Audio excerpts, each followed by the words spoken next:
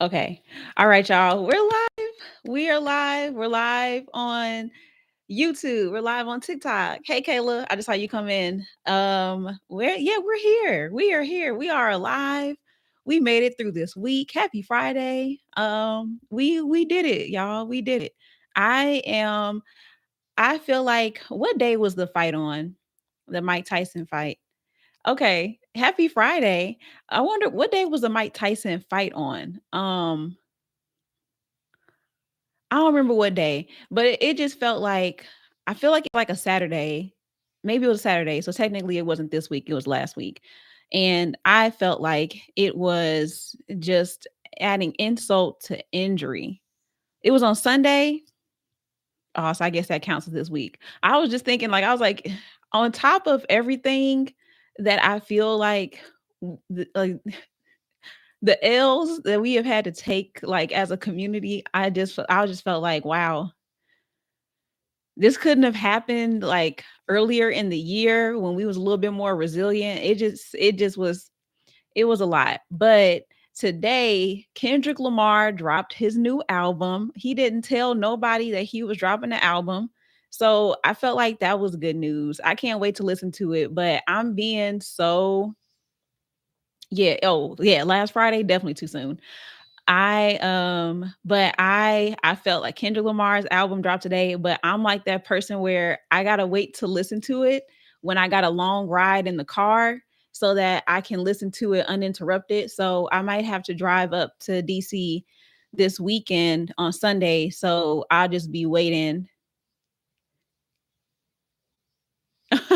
Thank you. Well, it's my mom picked it out. I'm trying to remember where she got it from. Oh, she got it from Home Goods. It was at Home Goods. Now, she had to make sure that she got the chair before this other lady, because this other lady was like peeping the chair too. And my mom was like, oh, nah, like we gotta go ahead and grab this chair before somebody try to swoop it up. But she got this chair, and then later on, the another one was there. So then she went ahead and like got the other one. So there's actually two of them, but I only need the one. So that's one I've been using. But yeah, I like it. I like it. It's just I like the print and the colors, so I feel like it's like a good contrast with everything that I wear. But yeah, I gotta listen to it. I gotta listen to it uninterrupted. So do I play albums on shuffle or start to finish? So it depends on the artist. Um, I try my best to listen to albums all the way through. But here's my caveat though, especially if it's a new artist, I have to not a new artist, but just like new to me. I have to like at least two of the singles. Like if I don't really listen to you like that, if I don't rock with you like that, I gotta listen to two of the singles. And if I'm really feeling two of the singles, then I will go and listen to the album. And then from there, if I'm still feeling like all the other songs in between, then I can listen to it all the way through. But the way that music is now, I feel like an old person saying that, but it's just like it's just facts. And it's not even really just about. It's not that there aren't good artists making music. It's just that I just really feel like the artistry and the commitment to excellence as an artist is just not there for everybody. Oh, you over here. It's just not there for everybody. So if it starts to feel like I'm listening to the same song over and over again, or if it starts to just get like it just gets like monotonous, or if I find myself really like tuning it out, then that's a sign for me that this is not a playthrough album, this is a skip through album. So the last album that I listened to that is a I can listen to this all the way through, I would say about 80% is Tyler the Creator's album. So the Chromacopia, I've been listening to that a few times. Now I still have my songs that I like pick out from it. But that one, it tells a story, and it just takes you on a journey, and each song just like flows into the next one. And so that one is one that that's like the closest to like playthrough level that I got. What's some of y'all's? Which albums y'all listen to all the way through? Because you might be putting me on to somebody new. Because I don't be it don't be there for me. Like I just don't be able to keep up with it like that. Like I just really I don't know. I don't know. And it's like a mixture of like the musicality and the creativity of the album. And then it's also a mix of like what story are you telling? And if I can start to like visualize the story, if I can start to pick up on like what the music video might look like y'all remember, maybe you still do this now because I still do it, but like remember like being like in the car and like looking out the window, or like being in your room listening to a song, and then you start to make up music videos to the songs. Like you make up your own music videos. I was always doing that. I was always doing that. And so if I feel like the music gives me that kind of feeling, like that kind of vibe, then I'm like, oh, bet. Like I can rock with that. Like I'm good with that. So Kendrick's last album, I would say honestly, it was more like a 70% playthrough. For the most part, I liked all the songs, but it was some that I'm not always in the place to want to hear some of the stuff that he's saying. Cause some of the stuff that he talks about, especially in that last album, it was like, it wasn't light topics. So I don't tend to always want to be in that place. Or if you're going to make music about a deeper topic, then like it got to be something that's more up tempo for me to like go back to it and just like listen to it casually. So yeah, it don't always be there for me. And then also hey friend, I actually liked Victoria Monet's album. Thank you. I like Victoria Monet's album. Her album is one that I can play it through easily. Um, I don't remember all of the songs, so I can't tell you a percentage, but I want to say it's probably about 70, 80. Thank you. I got on sweats, y'all. I know I don't usually wear sweatpants. I got on sweats. They're like cargo. I got them from maybe Forever 21. They're old. I got them from Forever 21 a couple years ago, and this was like when everybody was like hopping back on the cargo pants train. So I've had these since then, and then I literally have one other pair of sweats, and that's it. I can't. I don't. I like to. I put these on really just because I'm cold. Like it's cold in the house. It's cold outside. It's starting to feel like winter, and I am fighting the urge to be sad. Uh, I don't know if I'm doing that good of a job though, if I'm being honest with you. Like I think I'm doing all right, but like wanting to leave the house and do things, like it took so much energy just for me to get up and go to Target. And it's not hard for me to go to Target. Like going to Target is easy. And even that was like I I gotta hype myself up because this is a lot. It's a lot. But yeah, so I feel like the Kendrick album is definitely a dub. Okay, that's a win for the culture. What else? I feel like that was the other thing. Kai Sanat got to 500,000 subscribers, and I am just so impressed by that number. Hey, David. I am so impressed by that number. And it's like it seems like just like a few days ago he was at 400. So over the past like week, he's got over 100,000 subscribers. And that is, I mean, that's just like, what kind of work ethic do you have to reach those levels? Like, that's so dope. And I the thing that's so funny is that I really only know about him because of what was the first thing that I saw?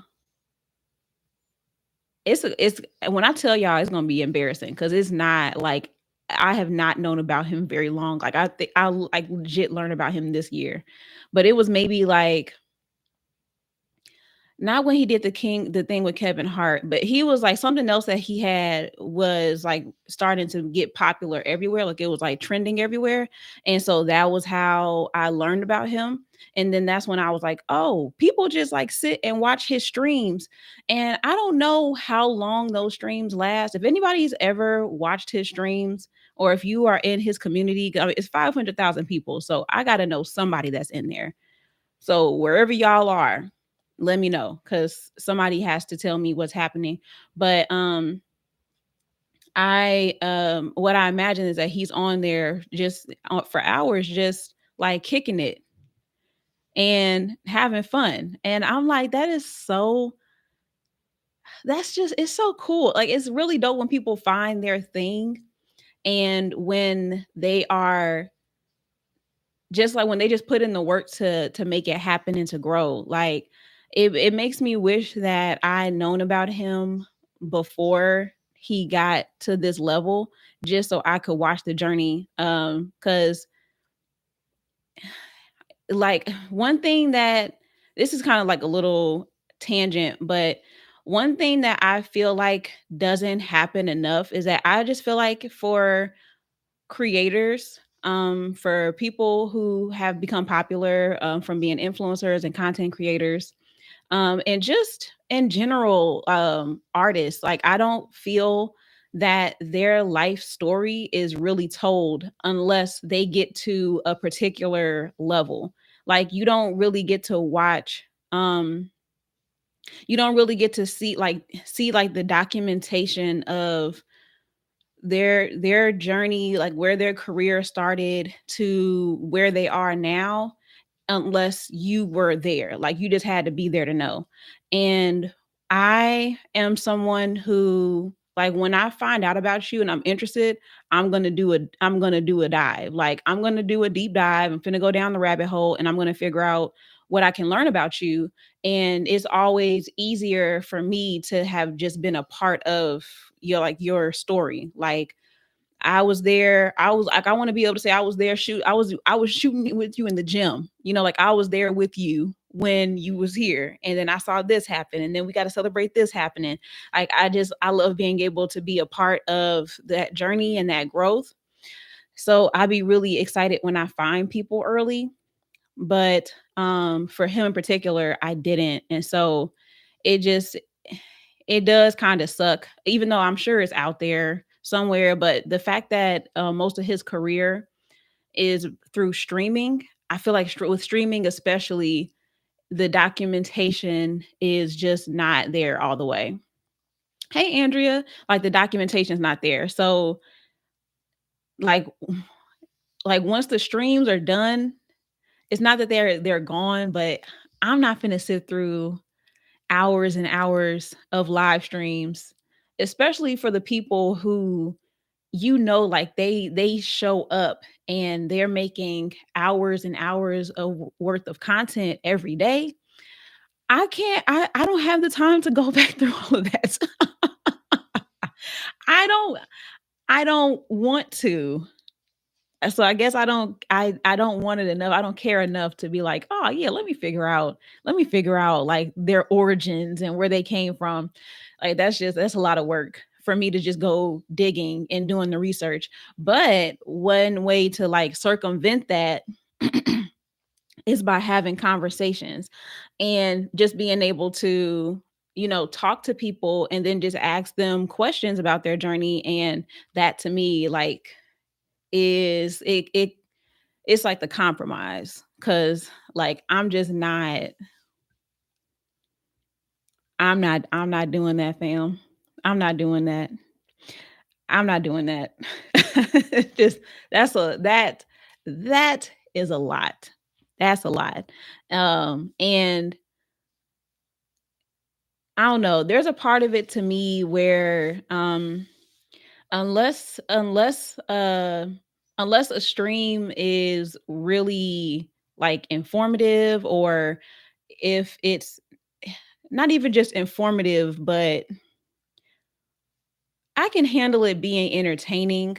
I don't know, it's just something about it's something about it having, I guess, like some kind of like framework, or some kind of, some kind of script that I can follow. And there's some where like you just had to be there. Hey, Palm. Like there's just some things where it's like, nah, I gotta be in there. I gotta be in the room. Like, okay, so like maybe this is like a good comparison. So like some live streams, it feels like you going to a party and being in attendance, and like say it's a party that you really wanted to go to. Thank you for sharing, Palm. Say it's a party that you really wanted to go to. And so you maybe you're really excited about this party, but you're not able to attend it for whatever reason. And so instead of attending the party, you now are watching a video of the party. Like that's what it feels like to watch a live stream afterwards. Yes. Can I watch your TV? No. But my iPad died. Go charge it. And so yeah, that's like the comparison to me. Like it just feels like a part of it is, yes, I came for the person on the screen, but then the other aspect of it is the fun that you get to have with the people that's in the comments, like, like talking to the chat, hanging out with the chat, like keying it up. Like it feels like it's a gathering, and to watch it afterwards, it feels like I'm like an outsider. So for me to be in it and feel invested in it, it's easier for me sometimes to just be present. And if I'm not present, if I'm not there, then I'm not likely to go back and watch it. So all that to say, like that's the vibe that I get from it. One of these days, I'm gonna subscribe, and I'm gonna sit down and I'm gonna watch it. But another problem is that I don't have Twitch. I don't have Twitch, so it's a lot of things working against me at this moment. I don't have Twitch. I have not even tried to explore Twitch in years. Like, I mean, years. It's been so long since I've even touched that platform. It's like watching the game a day after. Yeah. And like you don't get to be a part of the crowd. Like they over there doing the wave, and you just over there like because you're not there. Like I'm not there. I don't get to do the chants. I don't get to boo nobody. I don't get to yell at the coach or the ref. Like I'm just sitting here watching it. And so it just don't have that same energy. Like it just don't feel the same way. So yeah, I'm not likely to go through and dig through the archives. However, I will definitely I will at least have watched one stream, one so that I can support. Uh, so I can support. I almost said, even though it's only gonna be my little 4.99, but I'm not gonna talk about my I ain't gonna talk about my money like that, because all support is support. But I'm gonna support, and but also I just want to see what it's like to be here. Like, is it something that I maybe have been missing out on that I would enjoy? Like, would it be fun, especially like as it gets colder, and I know I'm not trying to be outside as much because it's cold. And so, just a couple of things to think about, that it would make it appealing. Um oh, and also, y'all, I would really love to just like study it. One thing that I've been particularly interested in lately is how people tell stories, and how they set up their videos. to tell a story and to build anticipation. And it's so funny how you can watch something and you don't trip off of it at first, and then you watch it again and you start noticing different stuff, and not even like the same videos, like just maybe like the same creators who I wasn't really tripping off of how they made content, even though I thought that it was good. But like here lately, I've been really interested in the way that people tell stories and how they set things up. And so one person that I know personally who does a really good job at storytelling is John Moss. Like he tells like 8 minute, 10 minute long stories on TikTok. And then even with his YouTube, he tells even longer stories. And I think that is so cool to be able to like just naturally be able to set things up and like tell a story and like build the anticipation, and then even have things put into it where it's like, oh, that was unexpected or that was a surprise. And so like that art of storytelling, but I guess focusing more on the creative side as opposed to the more I don't know. I don't even really say I guess it all is still like technical, but I don't know. I guess like adding your own style to it and having different ways to tell stories. I think that's like really what I'm starting to pick up on.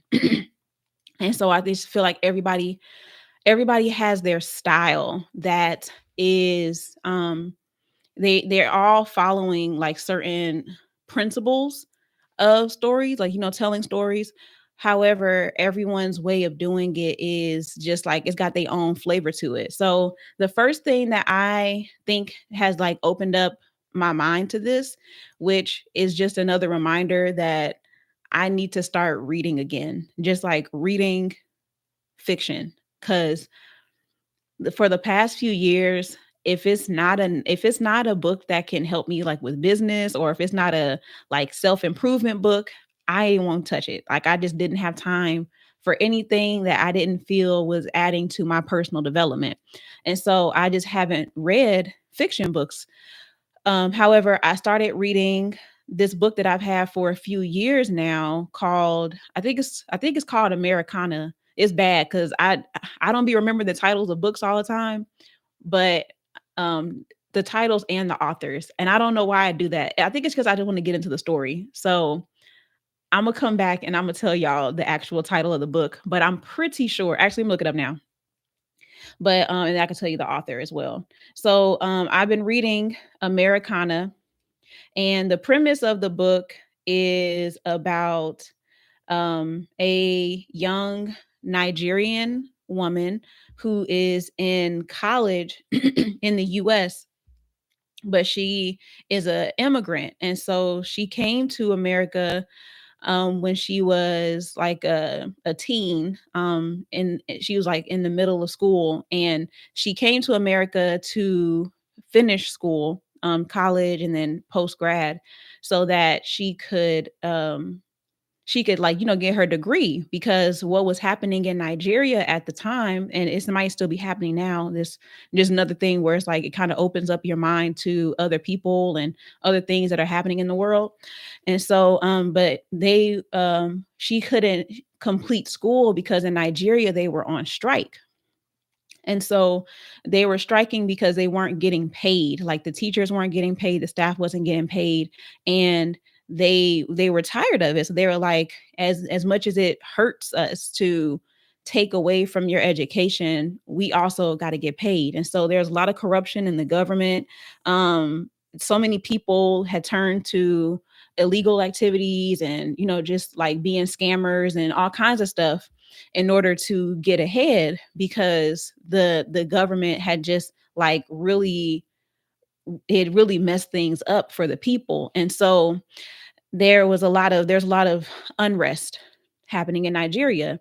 And so she came to America and she ended up going to Harvard, and she's about to graduate from Harvard. And now where I'm at in the book, it's given the backstory of how she came here from Nigeria and what transpired in her time in America, because at this point in the story when it starts, she's ready to move back to Nigeria.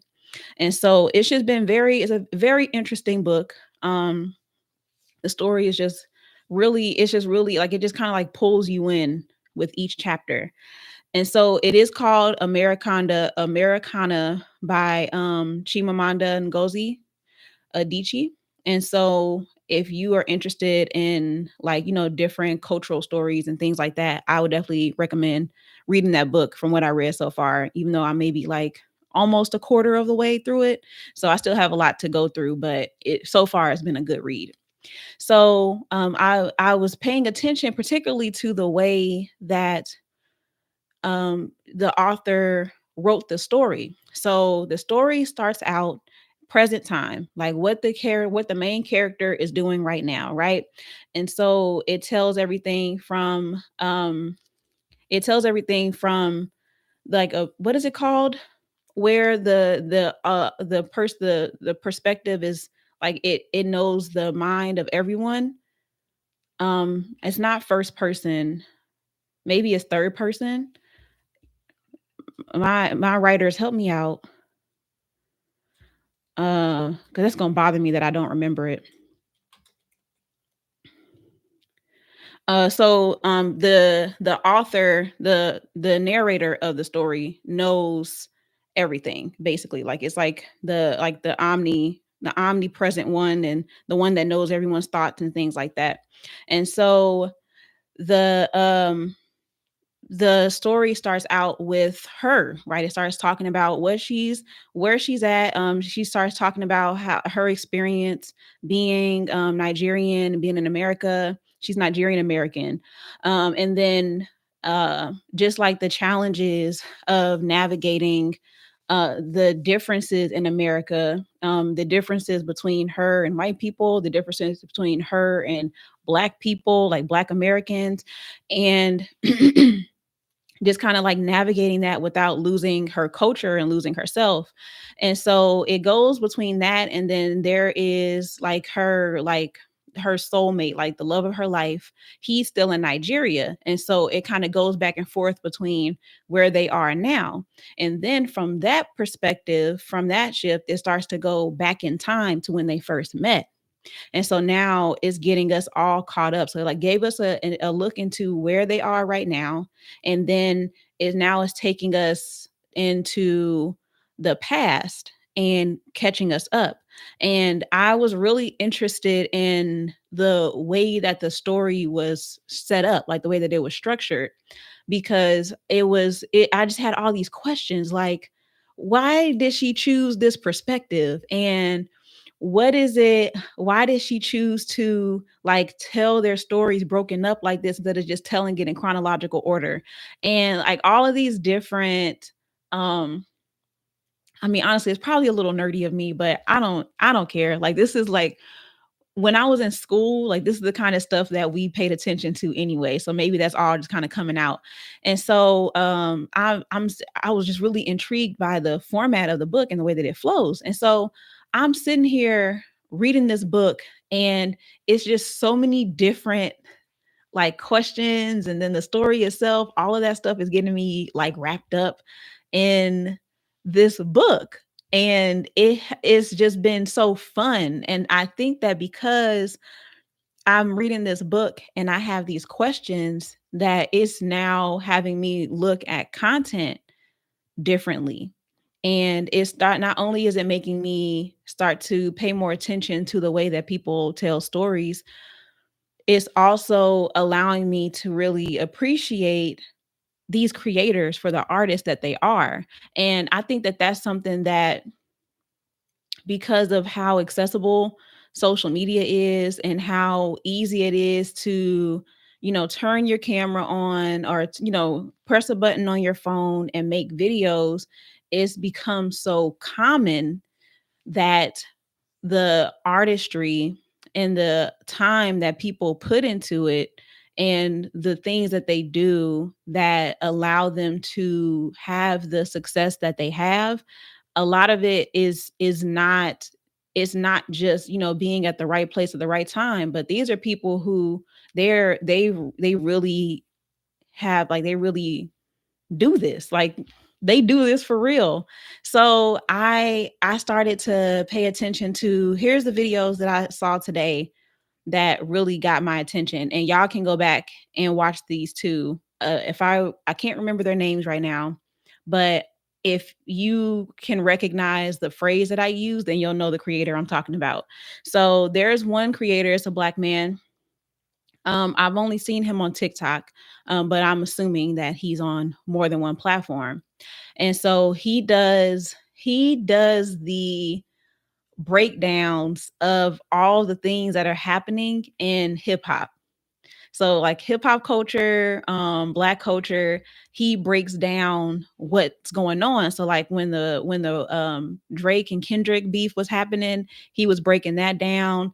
And then the video that I saw today that made me think about it, he was talking about Jake from State Farm.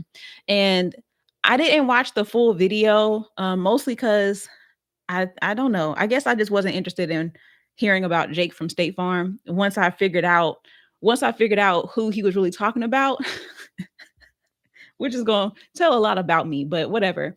And so he was when he starts his videos though, he talks about the person, and then he was like he'll bring up like whatever happened, and then he'll say, but Drake had a problem.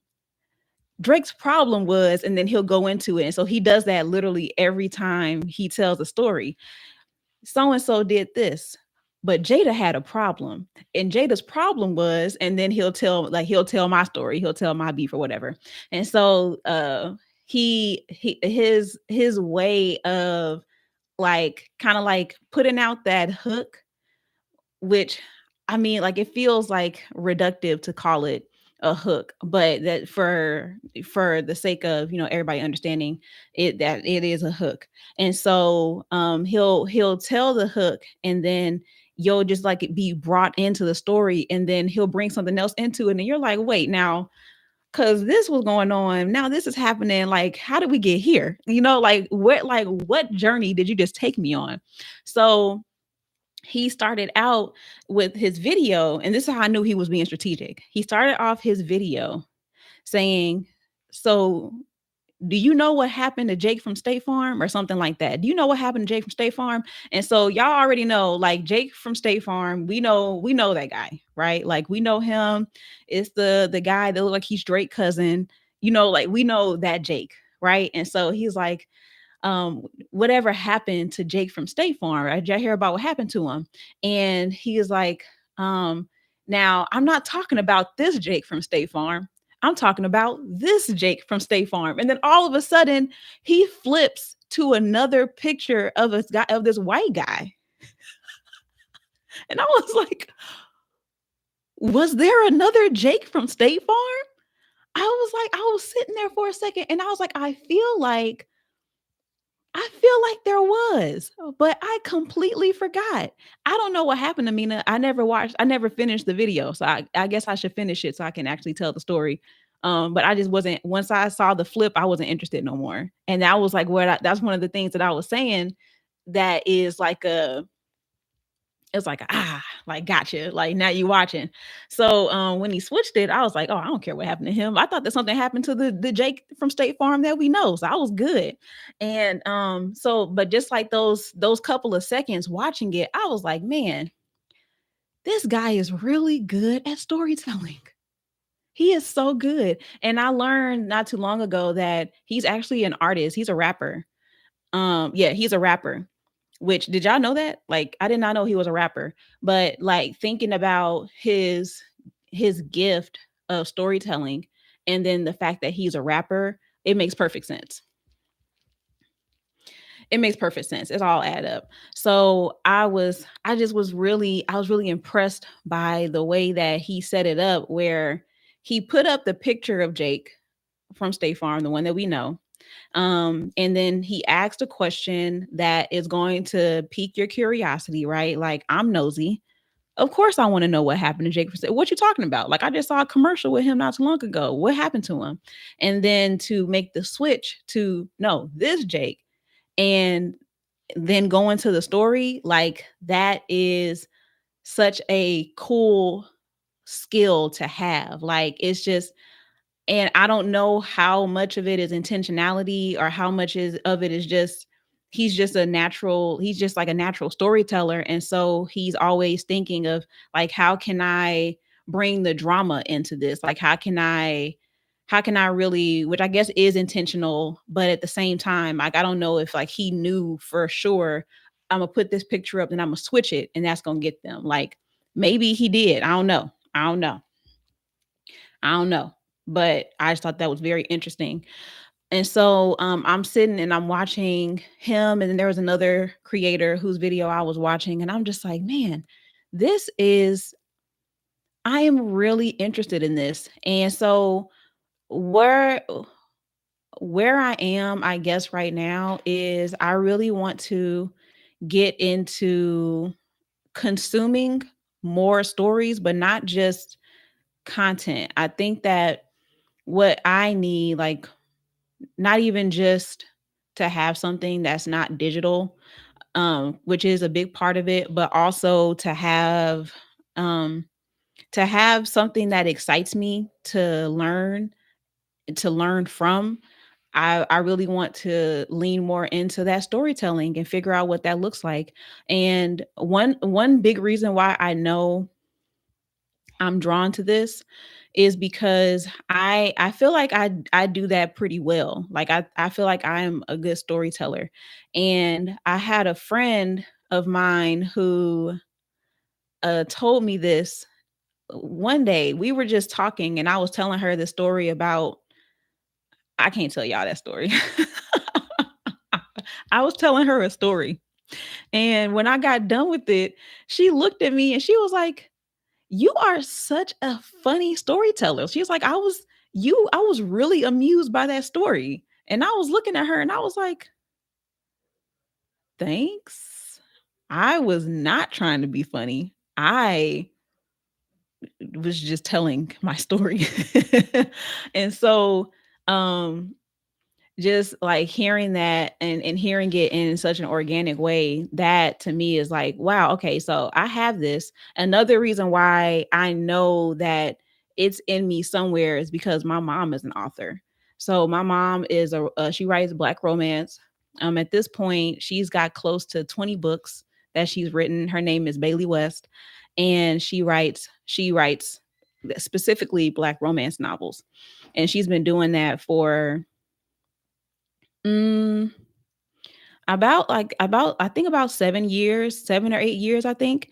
And so like she started writing stories. She started in her 40s. She became an author in her 40s. And so that to me is just like, I know the gift is in there somewhere. I know the skill is in there somewhere. And another reason why I know is because speaking of my mom again, that we have, when y'all listen to us talk, because I'm gonna have my mom, we're gonna do an interview soon. I gotta make sure we get it done before the end of the year. But I'm gonna interview my mom. And when y'all hear the way that we talk, you're gonna be like, oh yeah, I see it. I see it. I understand. I get it now. We're just she is the person that when I was growing up watching her preach, because she's a minister, a licensed minister. So watching her preach, watching her just like command the room, watching how she could teach, watching how she could make people laugh, watching how she would like break things down, and just like she just was a really good speaker. And even my grandfather, her dad, my grandfather was a pastor. So, and he was, I mean, y'all, my grandpa, he was a master speaker. He, man, um I just wish we had more time, because he is So good. So good. Like it's just it was a way that he would speak and the way he would talk that just was so intelligent and wise and like there's like a sense of control to it. It was just so good to watch. And even at that age, because he passed away when I was, I think maybe like 8. I thought that I was older, but I think I was about 8 or 9 when he passed away. But even at that age, I could see it. Like, you know, like I could tell like he wasn't just like your average everyday pastor. And so all of that to say like I know is there. Like I know it's in there. And even just from the times that I have spoken cuz I've done speaking engagements. I'm always on live talking. I've been guests on podcast interviews and it all is very natural. Like it's all very natural to me. So I know that the skill is there, but where I'm at is wanting to hone it and make it even better and make it even sharper. And so that is I think that's what like I'm hungry for in terms of like feeding my creativity and just giving myself a challenge, like giving myself something new that doesn't necessarily have to do with work, but it will naturally impact work. So, yeah, that is another reason why I forgot why I even got on this whole uh thought process, but that's another reason why I want to watch more people have who are good at keeping people engaged and keeping people um entertained to a certain extent.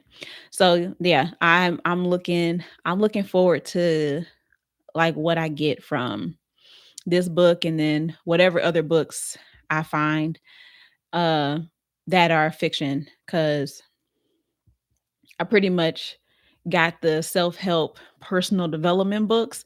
I got that format down pat, okay? I get that one. We're good there. So the self-help queen, I'm okay. I'm okay on that right now. And I still got I got the book from Bishop T.D. Jakes. I got his book in my drawer right now, and I could not wait to get my hands on that book. And I have only read like 2 chapters. I just didn't have the space for it.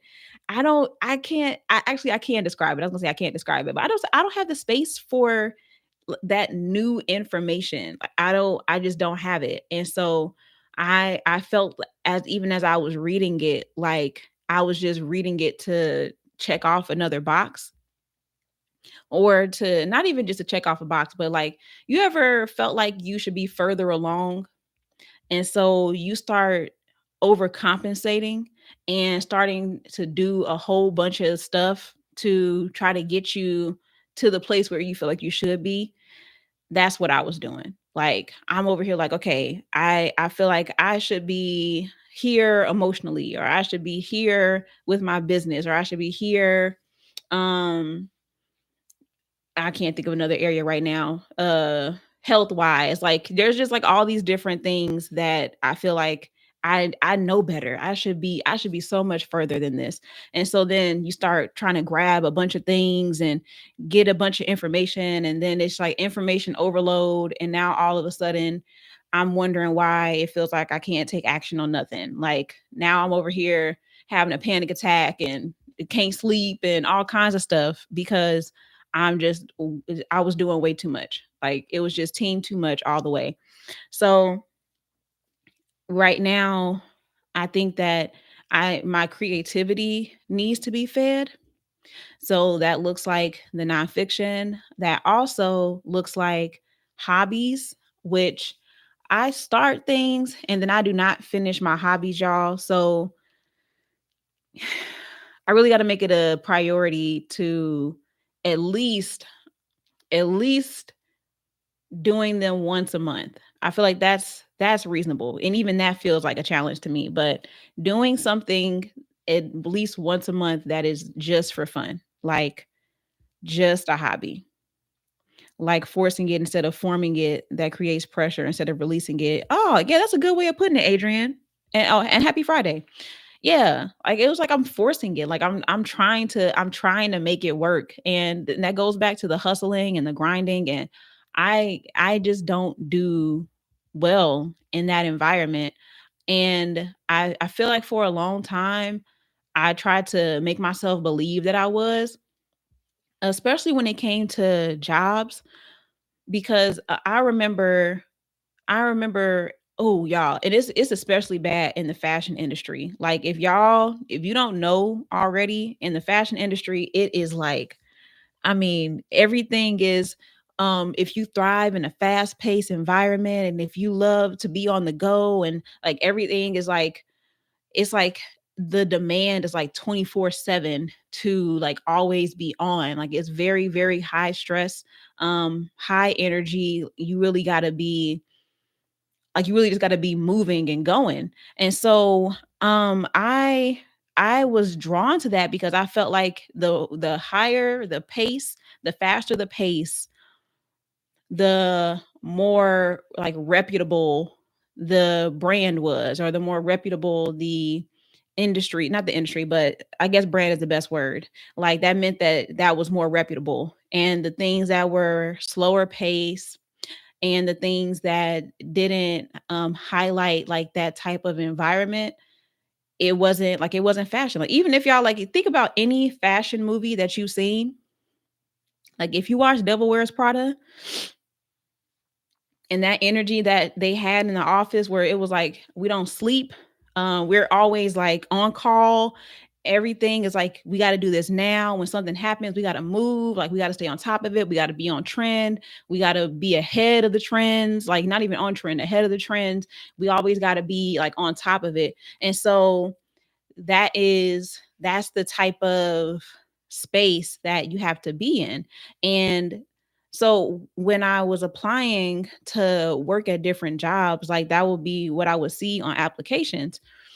If you thrive in a fast paced environment, you got to be fast paced, go go go. And so I'm over here like, okay, well, fashion, that's me, that's what I do, let me go ahead and find this job and apply for the ones that had that type of marketing. So, oh, I don't know who you are, sir.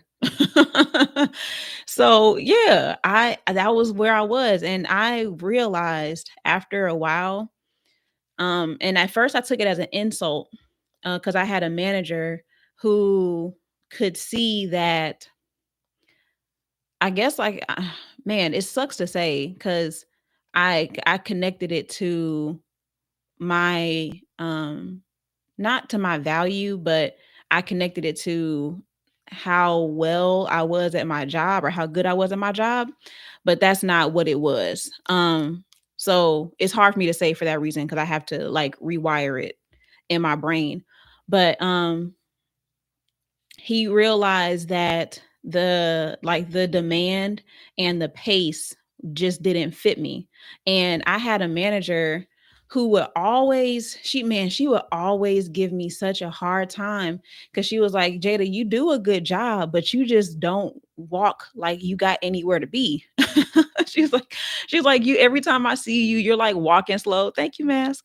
You're like walking slow, and like you just don't, like, it don't seem like you move with intention, basically. And so when she said that, I was like, I can't work that way. I was like, I don't even understand like how that makes sense. If I'm over here moving around and just going, how am I doing my job well? I never, like, I could never understand it. And the thing that was always so funny is that even like the way that I was trained for this position, we didn't move like that. I was like, that's not how we move. Like, that's not my thing. And so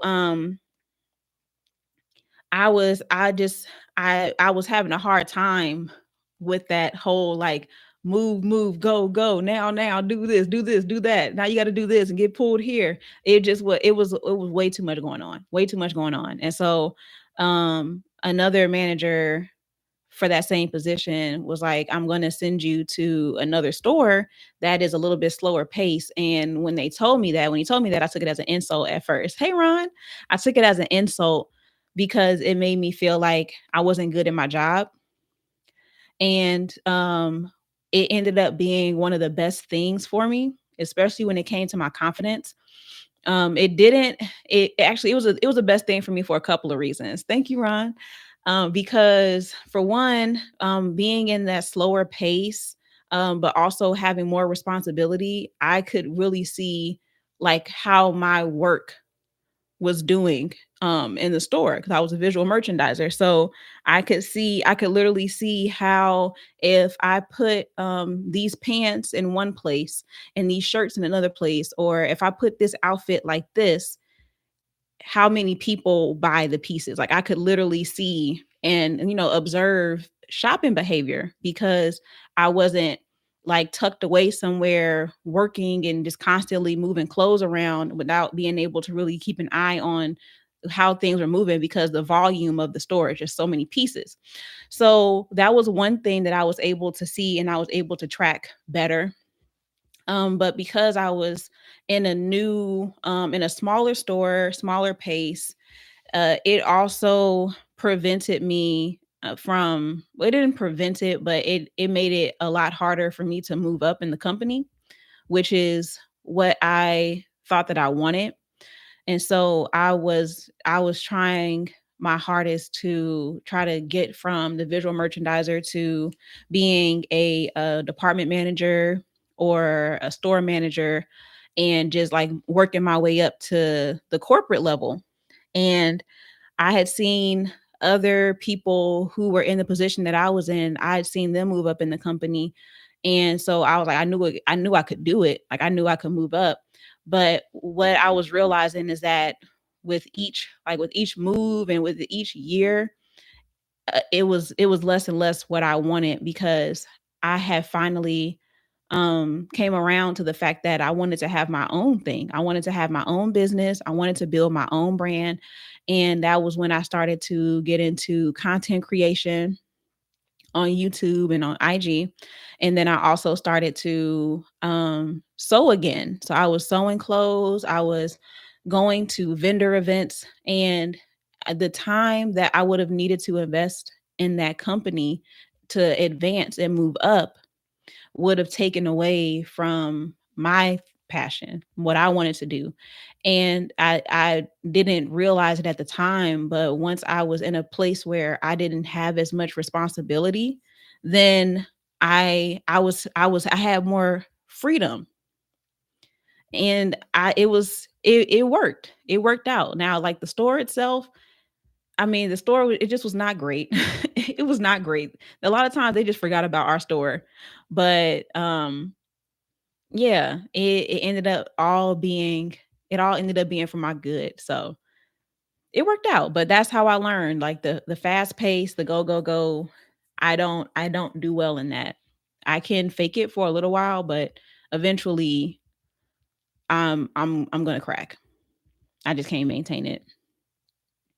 You had the same thing, Ron? You had what did you have to like switch industries or what did you do? Multifaceted. I love it. Thank you, Adrian. Yeah, I call myself the DIY queen because I really do.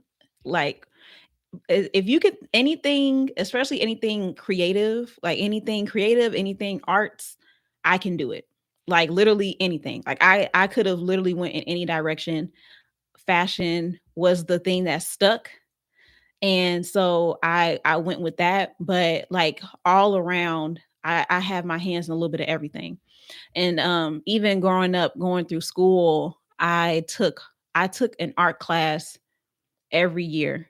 Like literally every year. You know how most times you don't have art after like elementary school, middle school? I took art every single year, all throughout high school, all throughout middle school. And then I went to school for fashion design. So I was literally always in the arts. So I had to learn a lot of different things. Oh, okay. So Ron said that he kept working in the same position with no promotions, realized he needed to grow outside. Yeah. Yeah. That I was like, I can't, like, it's like every time I would try to move up or I would try to take on more responsibility, they would be like, not yet. Or this isn't a good time, or you're not a good fit for it, or like it just completely just would ignore it. It was like once I got to the visual merchandising, I could not get anywhere else. Like it just was not working for me. And I'm sure that if I would have stayed longer than possibly, but I was like, man, I've been working here for 5 years and this is the pace of the growth, and I was watching what people were doing and how many hours they were putting in to move faster, and that was also where I knew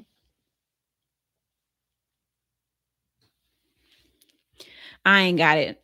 I ain't even got it for you.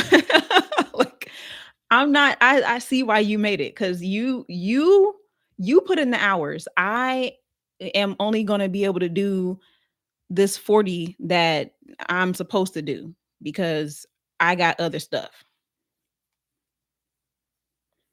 Former IT, now I work in IT building things for HR and coaching. Oh, yeah. Same 6.5 years for you. Man, yeah, I was like, I just took it as a sign. I was like, yeah, no, I gotta go. Gotta go. I didn't leave. I was realizing this, but I didn't leave for another about 2 years. I still worked there for about 2 years after I realized, but I was working knowing that one of these days I'm a dip. it's o- it's only a matter of time. It's only a matter of time. So yeah,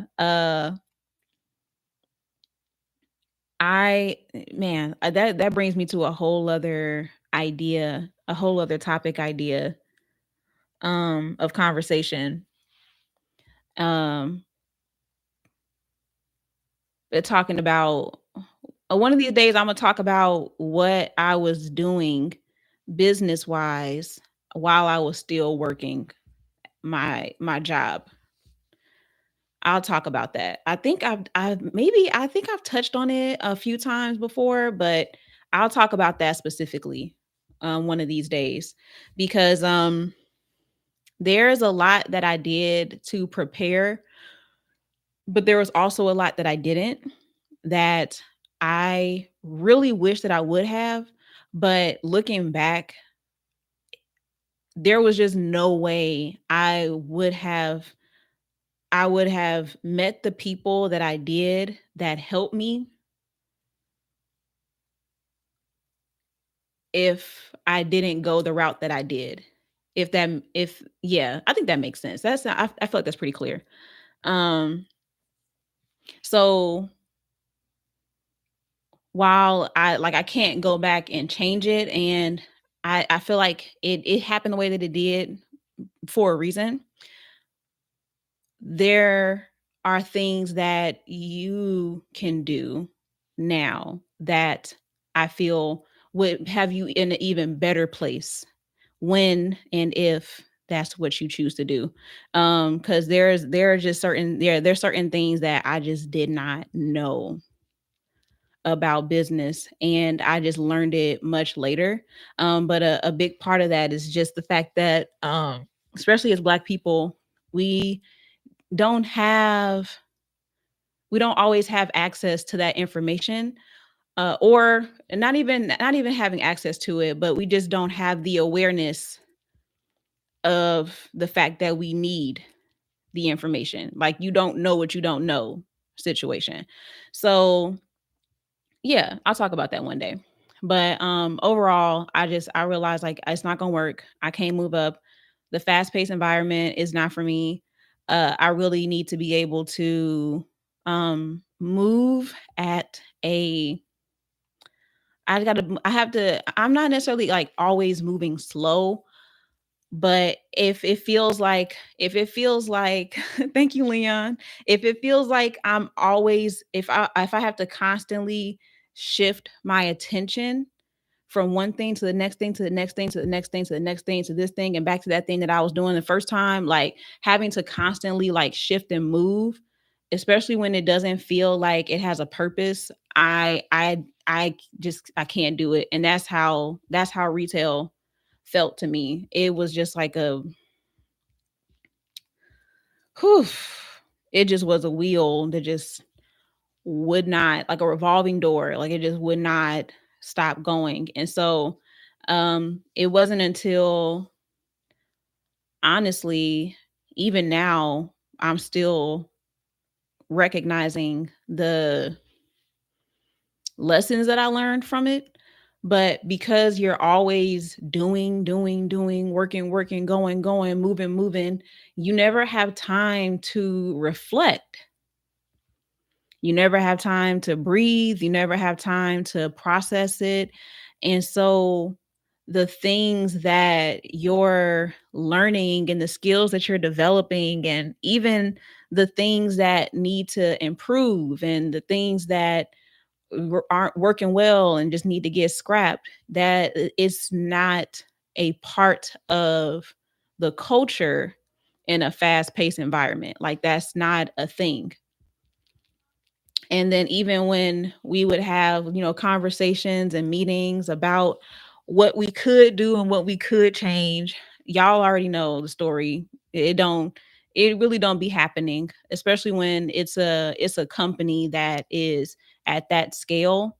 They tell you that we can make a change and we can make things different in this at this store or this place, but there is still a large aspect of it that has to remain true to the brand and what the higher ups have established. And so if it goes outside of that, then you don't really have as much freedom to explore different options and come up with different creative solutions. So it just wasn't it just there's a lot of things that I got disillusioned with that. But yeah, y'all, I all of that to say, I don't even know why I started talking about fast pace, but here we are. Yeah, all that to say, fast pace is not for me. um and now we're here, and I'm still not fast paced. I'm still not. Man, I would just love to be able to like watch myself one day. Just like looking at me on a camera and then just seeing how I do things, because I feel like I still have that tendency to like go from one thing to the next thing to the next thing and then like go back to the thing that I was at before. But I've tried to like keep better track of what is influencing that decision, because if I'm switching for a reason, but sometimes I forget why. So, yeah. Oh, y'all, I almost forgot. I almost forgot. Okay. I'm going to say this and then I'm going to leave it off here, and then we'll come back tomorrow with uh more structure. Hopefully y'all have something for real to talk about, because today I just talking about whatever was off the cuff. But I remember I was telling y'all that I've been using a app to create short form videos from my long form videos. So I download most of my lives, and the biggest reason why is because I take the transcript. I upload it into Otter, and then I take the transcript and then I use that to create the chapters for my videos, since they're all long.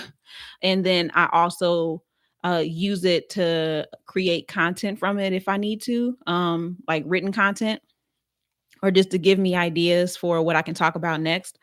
And so, but I also, because I already have the downloads from my lives, I've been using CapCut to take my videos from long to short form. So if y'all are familiar with Opus, like Opus clips, it would do this, and it would use AI. You upload a video. I think sometimes you can just send it a link and it'll go and grab the video from whatever link you send it. But if you use it to you can use it, and AI will create clips for you, and it'll create clips based off of different criteria, like if you use like a really good hook, or if it was a really engaging clip, or just different parameters for what they would deem a very good short form video. So CapCut now has their version of that. So if you have CapCut Pro, you can use this feature. The only thing is that you have to use it on desktop. So if you go to CapCut on your desktop, you can upload your long form videos, and I believe you can upload up to 3 hours. 3 hours. And it will create clips for you. Now, I cannot guarantee how many, but I ran a test today, for one, so that I could make some more shorts, and which is, I think, is the reason why I'm at 677 now. I forgot to show y'all the number, but we're at 677 subscribers. Hold on, let me move out the way. 677, and I posted a short today from the video from the live 2 days ago.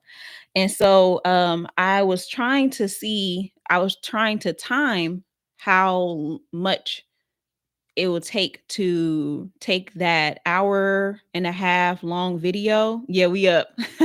We up.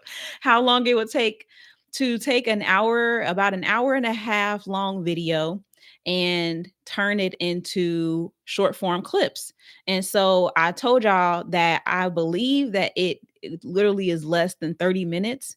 But I was like, let me don't quote me on that until I try it out. And so I tried it out, and for an hour and a half, it took 24 minutes to create 15 videos, y'all.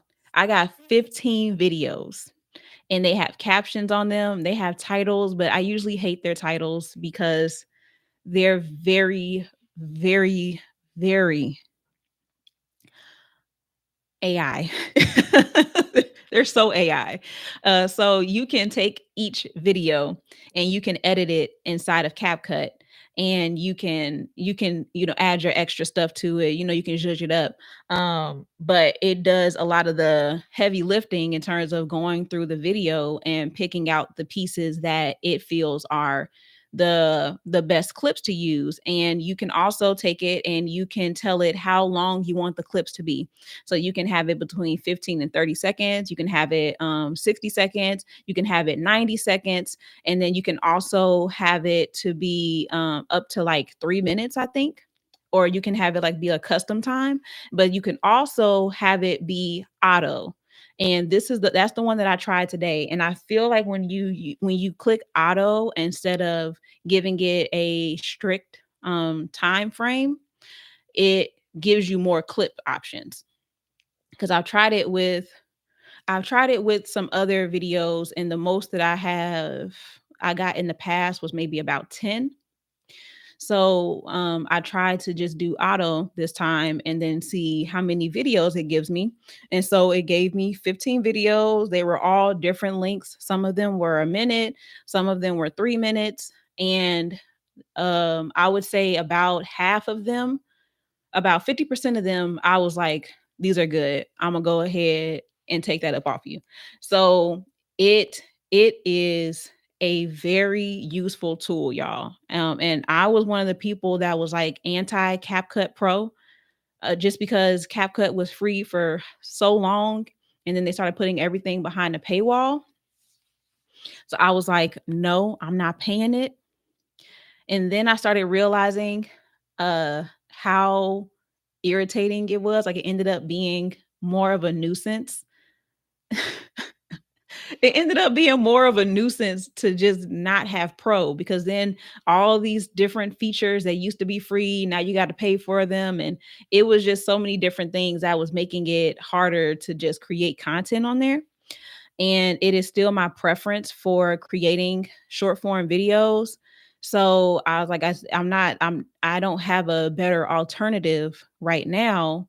So I got to try to make it work with CapCut. So when I learned that you could make these short form videos like Opus, I was like, oh yeah,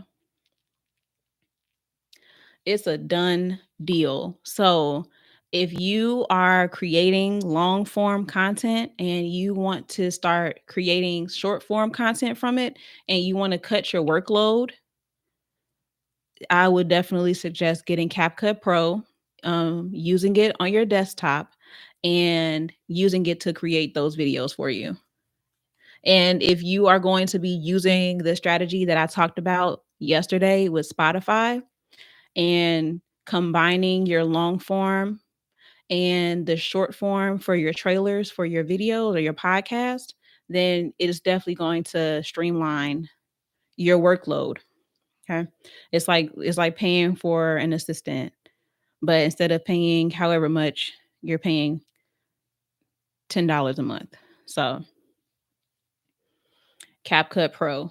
I one of these days, if okay, I'll say this. If people ask me for a tutorial, then I will give it to you, but it is really straightforward. Like it's so straightforward that I feel that if you went into CapCut, you could figure out for yourself what it is. But let me see the name of it, cuz it does have a particular name.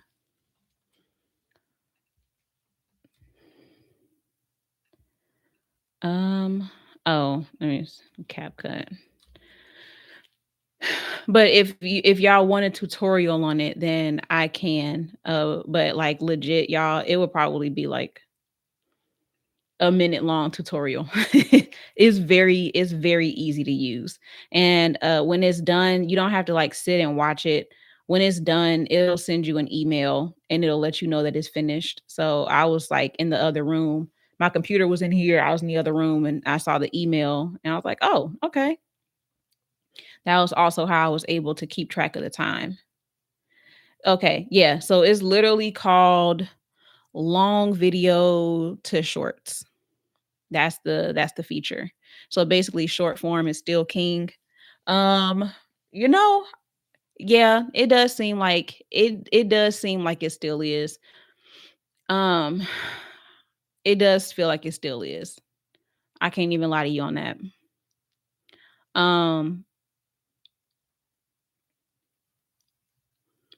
I guess it is in the same way that commercials still have a role or ads still have a role, or like trailers for movies. Like I see it as a supplement, but it doesn't have to be your one and only. So I don't know about the sustainability in having a short form only approach. Like if your only way of creating content is short form, then I don't feel like that's a sustainable route to take. So I think that is still like a necessary component, um, but it's not the end all be all. It's not the end all be all. So yeah. Cause I'm thinking about all the people who are like going back to doing vlogs, are starting vlogs, people who are getting into their podcasts. There's just so many people who are finding that they need that longer form, that longer platform, or not platform, but that longer content to like ease the workload. Um, I wanted to say burden, but I don't feel like the burden is the right word either. But I think that it's just still a combination. So yeah. But yeah, that's it, y'all. That's it. So tomorrow I'm going to try my best. I've been working on the sign up page for selling without being a sellout because I'm going to have that workshop. I've decided that I'm going to host the first one. It's going to be live and I'm going to host it before the end of the year. And depending on how I feel about how it goes, because I got some different things that are going to indicate to me whether I want to keep going with it or whether I need to alter it. But depending on that, like if it goes well, if I feel like it's working well, then I will do another one next year, early next year. But I would really like to do one before this year ends just to get it out there and to just give people an opportunity to get ahead with their marketing and with their brand. So I'll give y'all more details on it once I have the page to take you to. But it's basically me taking my experience with visual merchandising and indirect selling and showing people how that translates to a digital space and how you can use that to have your content, to have your brand do more of the heavy lifting so that you don't constantly have to be on. It's also going to be good for people who aren't naturally comfortable with selling, and it's going to help you to find how you can do that. So there are certain things that you can look out for, not even just look out for, but there are certain things that you can start to adopt that will make selling less gross and just make it less just make it less of a like strain on you. And so things like having good copy, things like the way that your website is laid out, the things that you include in your with your product descriptions. What's another one? It was just on my mind. Product placement and how you can utilize that for your business and how to make that work for you, what that looks like, how you present yourself. Like there's a couple of things that I feel like people don't really think about because in their heads they're like, what's the quickest way and what's the way that I've seen people sell that works. So that's going to be what the workshop is going to help you to do. And it is going to be very interactive. Okay. Because I don't like to just talk at people.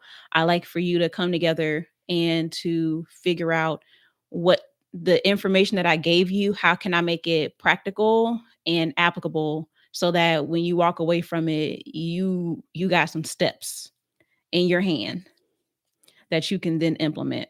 So yeah, I'll give y'all more information on that. I'll say actually I won't say tomorrow, but definitely by next week. I'm gonna have the workshop details. And last thing, I will also be doing the small business Saturday. I'll be promoting brands Monday.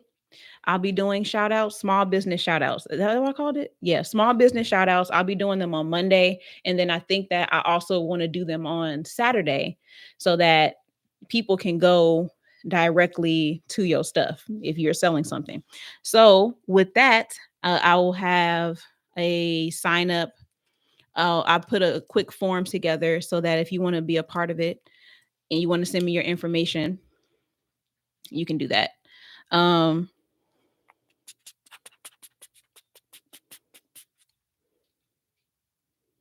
Yeah, that's everything. Okay. That one's sooner, so I'll have that together. That won't take too long. And yes, if you want to be a part of that, then make sure you are around when I put the link down in the description so that you can make sure you get your business in there. And okay, that's it for real, y'all. That's it for real. Y'all have a good night. Y'all stay warm. I'm about to curl up under this blanket. It's going to be a fresh warm blanket out of the dryer. I'm gonna be so happy. I'm just gonna lay there for a second and just enjoy it.